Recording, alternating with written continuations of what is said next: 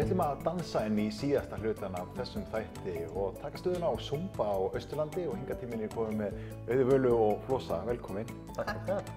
Ef við byrjum bara á þess að segja mig frá þessu, hvernig er staðan á Zumba hérna fyrir austan?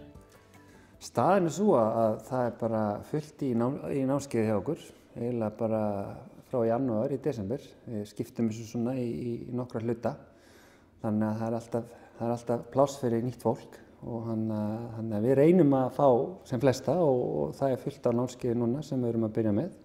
Þannig ég held að það segir bara mikið hvað Zumba brjálæði er á fullu hérna á Austurlandi, eða Egilsstöðum hjá okkur.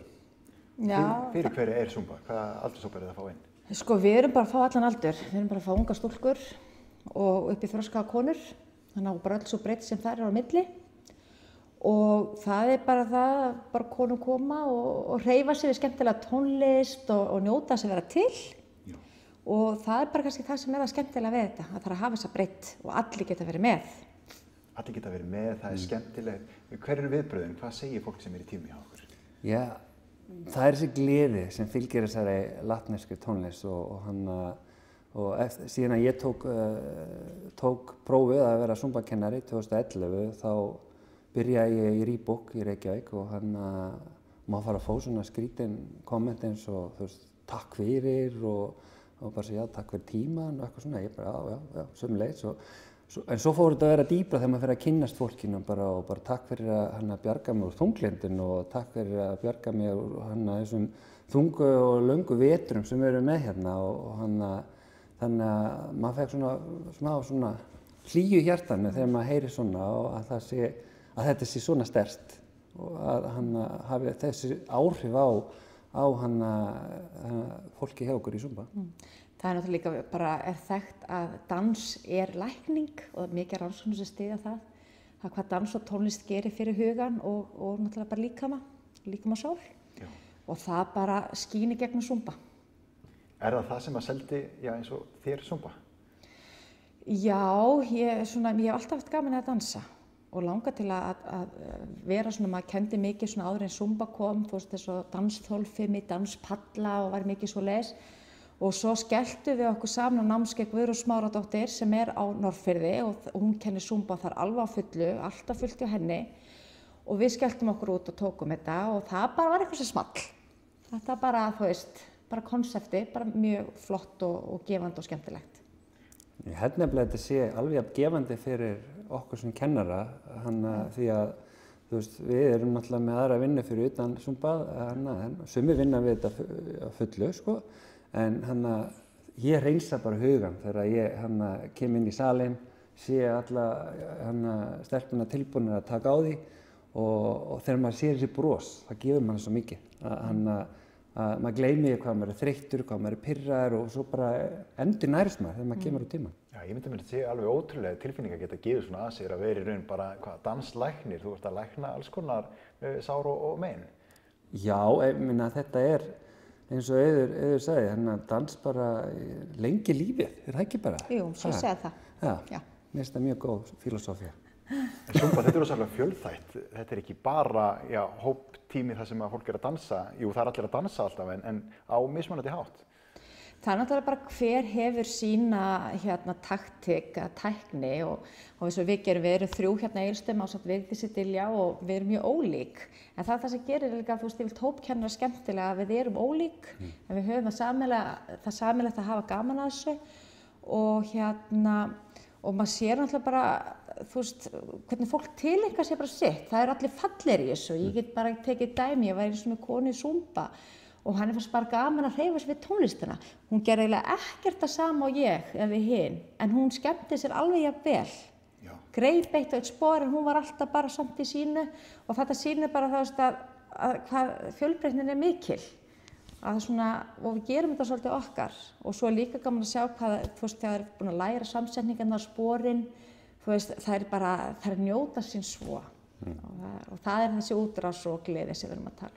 Þannig að maður þarf ekki endilega að vera eitthvað óbúslega góður að dansa til þess að vera með það? Nei, alls ekki. Ég meina, það er svo líka gaman að segja frá því að þetta er náttúrulega, Zumba er náttúrulega bara fyrirtæki og það eru mismunandi svona möguleikar á að kenna Zumba og þetta heitir Zumba Step, Zumba Strong og eitthvað, það svona bara mismunandi áherslur. Aqua Zumba það í sundlaugunum og hann er náttúrulega með þessari latneskri tónlist sem að gefur þessa gleði frá sér og þannig að það hægt að gera ýmislegt með þetta Zumba koncept sem að hann Beto okkar, vinnur okkar, þó þekkjum hann ekki neitt, hann byrjaði með. Þannig að það ákveðið konsept en svo líka svigrúm til þess að vera með þá sína eigin tónlist og koma sínu persónuleika inn í prógramminu.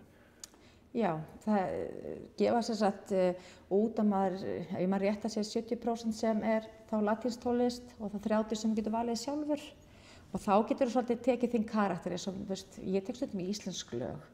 Hann með Eurovision og svo tökum við kannski bara Beyoncé eða eitthvað írsk þjóðlög eða eitthvað, þú veist, það gefur líka svolítið tímanum karakter og mér finnst það svona jákvætt að þá getur kannski kennarinn líka svolítið komið með sínar áherslur inn.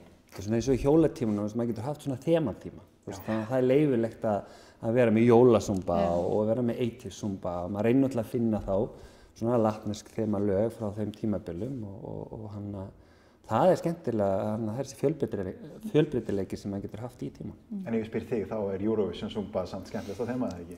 Jú, ég get nú ekki neitað því að maður er búinn að vera með svona eftirminnilaustu tímanna þegar maður er með Eurovision Zumba.